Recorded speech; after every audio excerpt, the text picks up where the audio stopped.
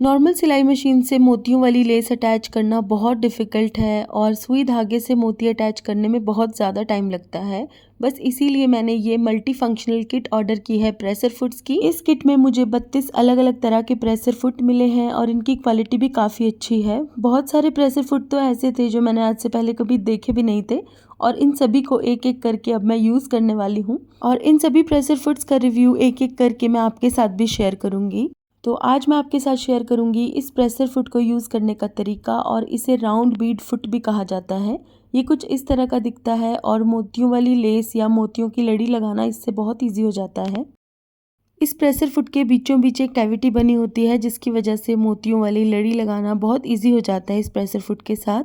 और इन pressure foots को आप नॉर्मल सिलाई मशीन में यूज़ नहीं कर सकते। इस तरह की सिलाई मशीन्स जो होती हैं उन्हीं में आप इनको यूज़ कर सकते हैं। तो मोती अटैच करने के लिए सबसे पहले हमें मशीन को सेट करना होगा। तो इस तरीके से हमें यहाँ से सी पर इसे सेट कर लेना है और स्टिच की लेंथ हमें 2.5 पर सेट कर लेनी है। तो इस तरह से सेटिंग करने के बाद अब हम कपड़े के ऊपर मोती को अटैच करेंगे, लेकिन उससे पहले हमें प्रेसर फुट को चेंज करना होगा। तो पीछे की तरफ जो बटन दिया हुआ है इसे प्रेस करके मैंने जो पहले से ही प्रेसर फुट लगा हुआ था उसे रिमूव कर दिया है। बहुत आसान तरीका होता है प्रेसर फुट को रिमूव करने का और लगाने का तरीका भी इतना ही ईजी है। बस आपको इस प्रेसर फुट को नीचे रखना है, यहाँ पे अच्छे से सेट करके हमें इसको रखना है और बस इसको नीचे की तरफ ऐसे दबा देना है। ये देखिए यहाँ पर प्रेसर फुट अच्छे से अटैच हो गया है मशीन के साथ इस तरह। तो अब जिस भी कपड़े के ऊपर आपको मोती लगाने हैं उसे प्रेसर फुट के नीचे इस तरह सेट कर लीजिए। मैं यहाँ पर राइनस्टोन वाली ये लड़ी लगा रही हूँ।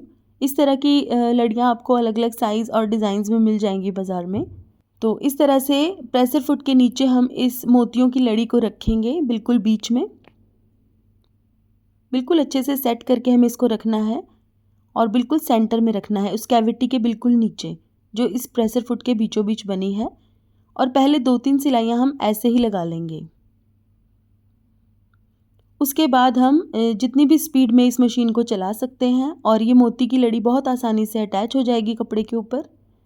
तो मुझे तो ये प्रेसर फुट बहुत पसंद आया और सबसे अच्छी बात यह है कि इस प्रेसर फुट की मदद से आप डोरियां भी अटैच कर सकते हैं कपड़े के ऊपर।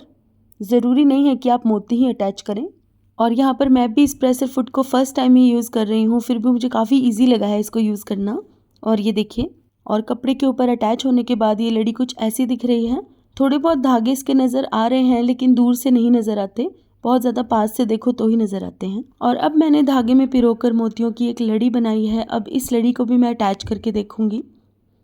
तो जैसे पहले कपड़े को रखा था हमने प्रेसर फुट के नीचे, बिल्कुल वैसे ही हमें रख देना है।